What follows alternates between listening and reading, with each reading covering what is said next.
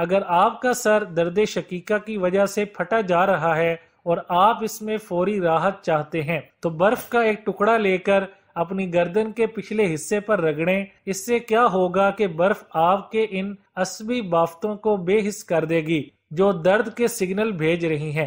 اگر آپ کو سانس کی بدبو کا مسئلہ درپیش ہے تو اجوائن کا پودا آپ کے لیے بہترین ہے، کیونکہ سبز اجوائن کھانے سے وہ بیکٹیریا ختم ہو جاتے ہیں جو بدبودار سانس کا باعث بنتے ہیں۔ اگر آپ کو ہچکی لگی ہوئی ہے تو 1 یا 2 چمچ چینی کھا لیجئے، کیونکہ چینی ہمارے جسم کی توجہ ہچکی سے ہٹا دیتی ہے، جس سے ہچکی رک جاتی ہے۔ ڈسپرین کی 2 گولیاں کوٹ کر شیمپو میں ڈالیے اور پھر اس کا کمال دیکھیے۔ ڈسپرین کی کچھ گولیاں پیس کر ان میں 2 چمچ شیمپو ملائیں اور بالوں میں لگا لیں۔ اس آمیزے کو 5 سے 10 منٹ لگا رہنے دیں اور پھر سر دھو ڈالیں۔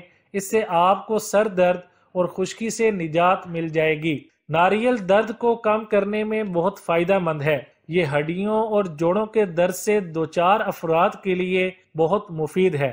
1 گلاس پانی میں سوہانجنا کے پھول 2 سے 3 عدد، سوہانجنا کی پھلی 1.5 انچ کا ٹکڑا، سوہانجنا کی پتیاں 1 چمچ ڈال کر بلینڈ کر لیں۔ ناشتہ کے 2 گھنٹے بعد پی لیں۔ اگر کڑوا لگے تو آدھا کپ دہی شامل کر لیں۔ اس سے بینائی تیز، وزن کم، ہڈیوں کا بھربھرا پن ختم، جھریاں چھائیاں سب ختم اور جگر صحیح کام کرے گا۔ ہر قسم کے بخار کے لیے تخم بالنگو جو شربت میں ڈالتے ہیں، 1 چائے والا چمچ تخم بالنگو کا اور 1 کپ نیم گرم دودھ لیں اور تھوڑی سی چینی لیں۔ رات کو سونے سے پہلے اچھی طرح مکس کر کے پی لیں اور پھر رات کو پانی نہیں پینا۔ 3 دن کرنے سے ہر قسم کا بخار اللہ کے حکم سے ختم ہو جائے گا۔ یہ ٹوٹکا بارہا کا آزمودہ اور ٹائیفائڈ تک کا علاج ہے۔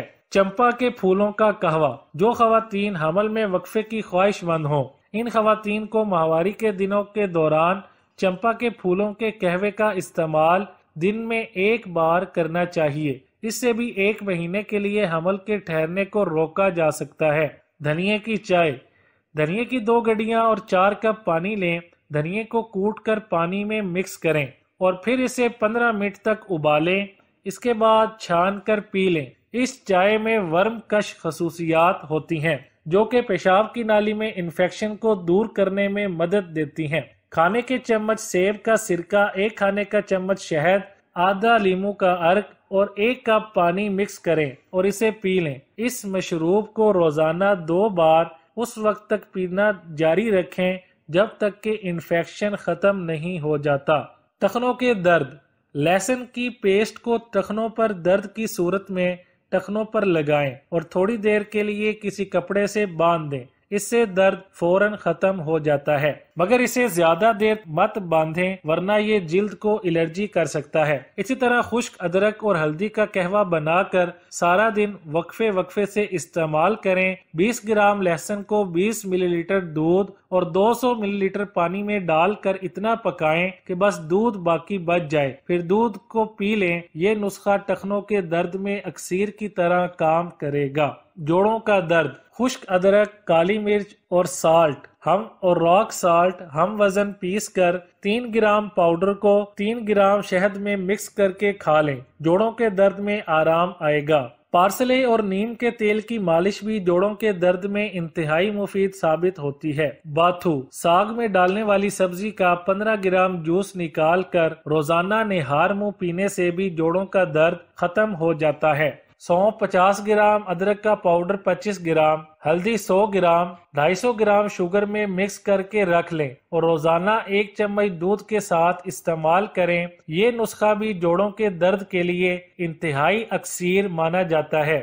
2 جوئے لہسن کو تلوں کے تیل میں گرم کر کے درد والے حصے کی مالش کریں یا صرف لہسن کی پیسٹ کو تھوڑی دیر درد والے حصے پر لگا رہنے دیں۔